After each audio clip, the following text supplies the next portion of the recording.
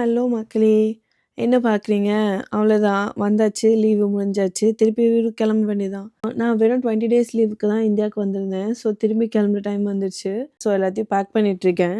எங்க அம்மா நான் ஒழுங்கா பேக் பண்ணேனா இல்லையான்னு நின்னு சூப்பர்வைஸ் பண்ணிட்டுருக்காங்க. நான் என்ன பேக் பண்ணாலுமே மறுபடியும் அவங்க எல்லாத்தையும் எடுத்து போட்டு, அழகா பேக் பண்ணி, டேப்லாம் பண்ணி தான் வைப்பாங்க. நான் சும்மா எல்லாத்தையும் எடுத்து வச்சுட்டு, என்னென்ன வேணும்னு மட்டும் தான் சொல்லுவேன். மோஸ்ட்டா எங்க அப்பா தான் எல்லாமே பேக் பண்ணுவாரு. எல்லாத்தையும் பேக் பண்ணி கிளம்பியாச்சு. ஸோ லாஸ்ட் டைம் எமிரேட்ஸில் ட்ராவல் பண்ணும்போது அப் அண்ட் டவுன் 2மே எமிரேட்ஸ் தான். நான் வந்து சென்னையிலேருந்து மறுபடியும் துபாய், துபாய்லேருந்து எடின்பரா ஃப்ளைட் புக் பண்ணியிருந்தேன்.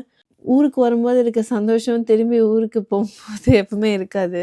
ரொம்ப ஜாலியா வந்தாலுமே நம்ம ஊருக்கு கிளம்புறதுக்கு முன்னாடி அம்மா, அப்பாவெல்லாம் திருப்பி இங்க விட்டுட்டு நம்ம தான் தனியா போணும்னு நினைக்கும்போது ரொம்ப கஷ்டமா இருக்கும். அது ஒரு ரோலர் கோஸ்டர் ஃபீலிங் மாதிரி. நான் பொதுவாவே ரொம்ப எமோஷ்னலான பெர்சன். காலேஜ் கூட ஹாஸ்டல்லேருந்து படிச்சது கிடையாது. டே ஸ்காலர் தான். ஸோ காலேஜ், ஸ்கூல் எல்லாமே வீட்ல இருந்து தான் போவேன். கல்யாணத்துக்கு அப்புறம் கூட அம்மா வீட்டுக்கு பக்கத்து தெருவுலயே தான் குடியிருந்தேன். கன்டினியூஸா ஒரு 2 நாள் அம்மா வீட்டுக்கு போகலனாலே எங்க அப்பா நெக்ஸ்ட் டே கால் பண்ணிருவாரு. "என்னம்மா எங்க மேல கோவமா 2 நாளா வீட்டுக்கு வரலன்னு?" எங்க அம்மா, அப்பா வீடு தாண்டி தான் நானு ஆஃபீஸ்க்கே போ முடியும். அவ்ளோ பக்கத்திலேயே இருந்துட்டு திடீர்னு ஒரு நாள் அப்ராட் போணும்னா அது ரொம்ப கஷ்டம். அதுவும் இல்லாம என்ன மாரி டே ஸ்காலர் பசங்கலாம் அம்மா, அப்பா விட்டு மோஸ்ட்டா இருந்திருக்கவே மாட்டாங்க. வேலையுமே சென்னையில தான். ஸோ அப்படி இருக்கும்போது ரொம்ப கஷ்டமா இருந்தது. எவ்ரி டைம் ஃப்ளைட் ஏறும்போது ஒரு அழுது ஆர்ப்பாட்டம் பண்ணி அப்புறமா தான் நான் ஃப்ளைட்டே ஏறுவேன். அது என்னமோ தெரியல. அது ரொம்ப கஷ்டமா இருக்கும். அப்ராட் போற எல்லாருக்குமே அது புரியும். அம்மா, அப்பா விட்டுட்டு போம்போது அது கொஞ்சம் கஷ்டமா தான் இருக்கும். ஆனா என்ன பண்றது? We have to move on with the life. எல்லாருக்கும் பாய்லாம் சொல்லிட்டு கிளம்பியாச்சு. நாங்களுமே கிளம்பி ஃப்ளைட் ஏறியாச்சு. இந்த டைம் எங்களுக்கு ஃப்ளைட் ட்ராவல் ரொம்ப நல்லா இருந்தது. எங்க சீட் வந்து 2 மெம்பர்ஸ் சீட் தான் லாஸ்ட்ல இருந்தது. பட் எனக்கு என்னமோ ரொம்ப கம்ஃபர்டபுளா இருந்துச்சு. போன வீடியோல சொன்ன மாரி எமிரேட்ஸ்ல குழந்தைங்களுக்கு எப்பவுமே வந்து கிஃப்ட்ஸ் குடுப்பாங்க. இந்த டைமே ஃப்ளைட் ஏறுனதுமே எங்க குட்டிக்கு கிஃப்ட் குடுத்தாங்க. மேடம் அதெல்லாம் பார்த்துட்டு பொறுமையா ட்ரா பண்ணிட்டு இருந்தாங்க. இது ரொம்ப நல்லா ஆக்சுவலா யூஸ்ஃபுல்லா இருந்துச்சு. குழந்தைங்களுக்கு வந்து ஃப்ளைட்ல பிஸியா வச்சுக்கிறதுக்காக. ஸோ என் பொண்ணுமே கொஞ்ச நேரம் ட்ராயிங்லாம் பண்ணிட்டு இருந்தாங்க. அப்புறம் என்ன ஃப்ளைட்டும் கிளம்பிடுச்சு. டாடா சென்னை திருப்பி எப்போ வரப்போறோமோ அப்படின்னு நினச்சிட்டு ஒரே சோகமா கிளம்பி காத்தோட காத்தா நாங்களும் பறக்க ஆரம்பிச்சிட்டோம்.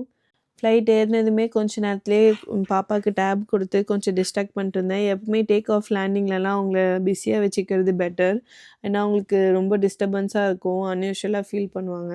ஃப்ளைட் எடுத்து கொஞ்ச நேரத்திலேயே ஃபுட்டுமே ப்ரொவைட் பண்ணிட்டாங்க. பாப்பாவுக்கு வந்து சைல்ட் மீலும் எனக்கு வந்து தலசேரி சிக்கன் பிரியாணின்னு ஏதோ ஒன்று குடுத்துருந்தாங்க. ஆக்சுவலா நல்லா தான் இருந்துச்சு. இந்த திராட்சைய மட்டும் அவாய்ட் பண்ணியிருக்கலாம். பொதுவாவே அப்ராட் கண்ட்ரீஸ்லலாம் பிரியாணில காஞ்ச திராட்சை போடுவாங்க. அதுதான் கொஞ்சம் கடுப்பா இருக்கும். ஆனா பிரியாணி டேஸ்ட் நல்லா தான் இருந்துச்சு. சைல்ட் மீல் தான் ஃபர்ஸ்ட் ப்ரொவைட் பண்ணுவாங்க. ஸோ பாப்பாவ சாப்பிட வச்சு தூங்க வச்சுட்டேன். ஸோ அவ தூங்குனதுமே நானும் சாப்பிட்டாச்சு. ஃப்ளைட்ல குடுக்குற டெசர்ட்ஸ் எனக்கு ரொம்ப பிடிக்கும். பொதுவாவே ஃப்ளைட்ஸ்ல மீலோட குடுக்குற டெசர்ட்ஸ் ரொம்ப நல்லாயிருக்கும். சாப்பிட்டு முடிச்சுட்டு ஜன்னல் வழியா நல்லா வேடிக்கை பார்த்துட்டு துபாய் வந்து இறங்கிட்டோம். இந்த டைம் எங்களுக்கு வந்து கனெக்ஷன் ஃப்ளைட்டுக்கு வெறும் 1 1/2 ஹவர்ஸ் தான் டைம் இருந்துச்சு. ஸோ டைமே கிடையாது. எவ்வளோ சீக்கிரம் நான் கிளம்பி போறேனோ, அவ்வளோ சீக்கிரம் எனக்கு நல்லது. நான் ஃப்ளைட் மிஸ் பண்ணிட்டேன்னா, எனக்கு நெக்ஸ்ட் டே தான் எடின்பரா ஃப்ளைட் இருந்துச்சு. ஸோ அதனால நானு மிஸ் பண்ணக்கூடாது. நெக்ஸ்ட் டே நான் ஒர்க் வேற பண்ணணும். யூகேல வந்துட்டு. அதனால நான் எவ்வளோ ஃபாஸ்ட்டா முடியுமோ, அவ்வளோ ஃபாஸ்ட்டா கிளம்பிட்டோம். போற வழியில கிறிஸ்மஸ் தாத்தாவெல்லாம் வேடிக்கை பார்த்துட்டு ஃபுல்லா ஃபன் பண்ணிட்டு இருந்தோம்.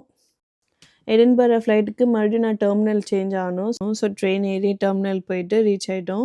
நான் சொன்ன மாரி டைமே இல்ல. ஸோ போயிட்டு ஒரு 20 மினிட்ஸ் தான் வெயிட் பண்ணிட்டு இருந்தோம். அப்படியே நெக்ஸ்ட் ஃப்ளைட் போர்ட் பண்ணிட்டாங்க. ஃப்ளைட் ஏறிட்டோம். போனதுமே இந்த ஃப்ளைட்லயுமே எங்களுக்கு ஃபுட் ப்ரொவைட் பண்ணிட்டாங்க. பாப்பாக்கு மீல் குடுத்தாங்க.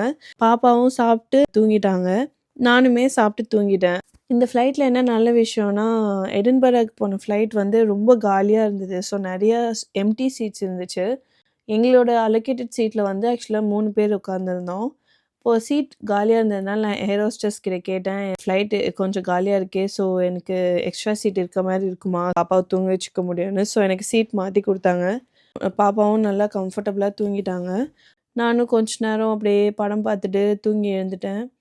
அப்படியே யூகே ரீச் ஆயிட்டோம் நாங்க. இந்த ஃப்ளைட்டுமே எங்களுக்கு எந்த பிரச்சனையுமே இல்ல. ரொம்ப காமா தான் இருந்துச்சு. யூகே வந்தப்புறம் இமிகிரேஷன் முடிச்சுட்டு வந்து சூட்கேஸ்லாம் எடுத்துட்டு வீட்டுக்கு கிளம்பிட்டோம். இதே மாரி ஒரு நெக்ஸ்ட் வீடியோல உங்கள சந்திக்கிறேன். டாடா பாய். நீங்க மறக்காம லைக் பண்ணிடுங்க, ஷேர் பண்ணிடுங்க, கமெண்ட் பண்ணிடுங்க. சப்ஸ்கிரைப் பண்ணிட்டு அந்த பெல் பட்டன் அமைக்கிறீங்க. டாடா.